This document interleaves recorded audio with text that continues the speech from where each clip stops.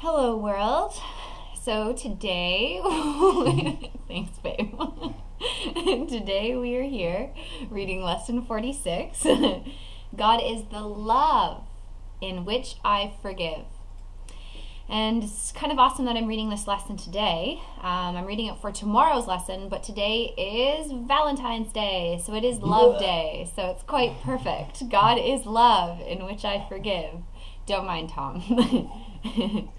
So I'll read here what Jesus has in store for us today. All right. God does not forgive because he has never condemned. I'm going to read that again. God does not forgive because he has never condemned. And there must be condemnation before forgiveness is necessary. Forgiveness is the great need of this world.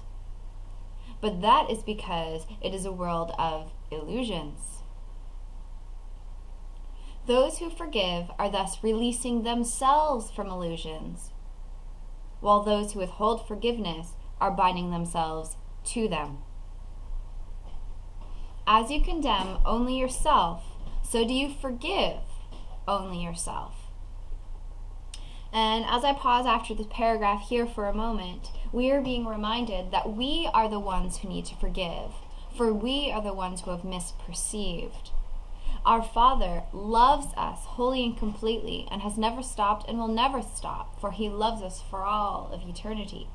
Yet we have forgotten that while we're here in form, believing that we're this body, going about this world, engaging in the illusions of this world.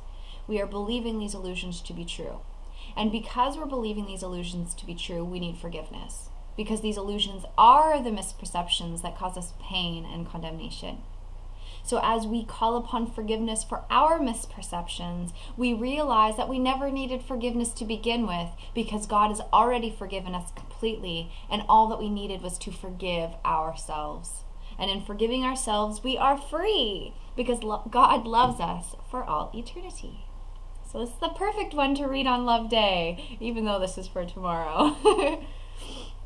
So to continue, although God does not forgive, his love is nevertheless the basis of forgiveness. Fear condemns, love forgives. Forgiveness thus undoes what fear has produced, returning the mind to the awareness of God. For this reason, forgiveness can truly be called salvation. It is the means by which illusions disappear.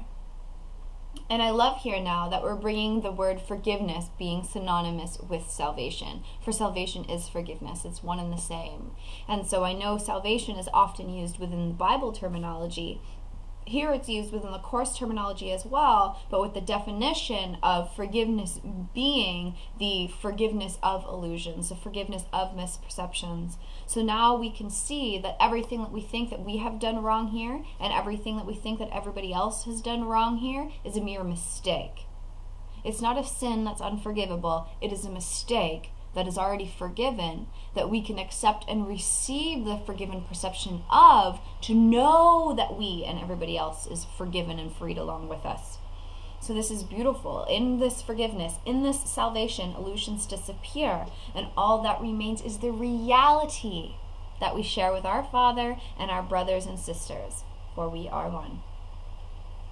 So, for the practical application steps for today, Jesus is saying, today's exercises require at least 3 full 5-minute practice periods and as many shorter applications as possible. So set your alarm clock today and let it be 5 full minutes.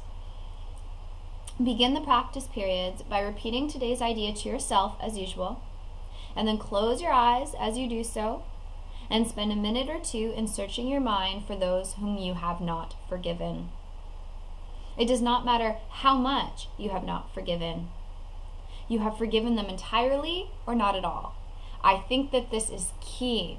We have either forgiven entirely or not at all. We can't just forgive someone a little bit.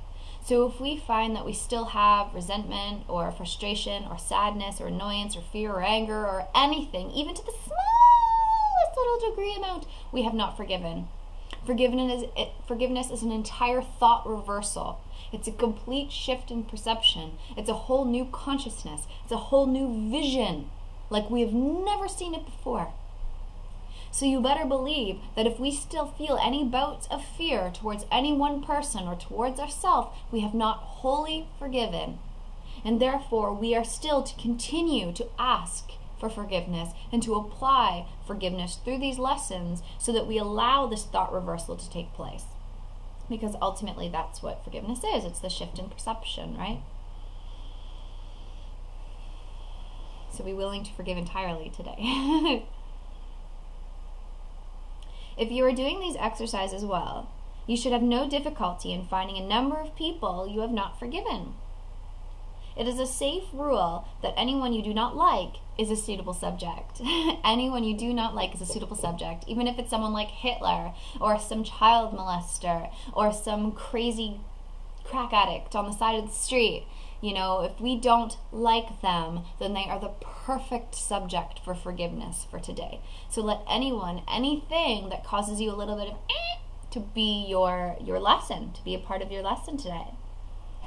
Mention each one by name and say, God is the love in which I forgive you, Tom. Thanks, babe. And enter the name of whom it is that you still need to forgive.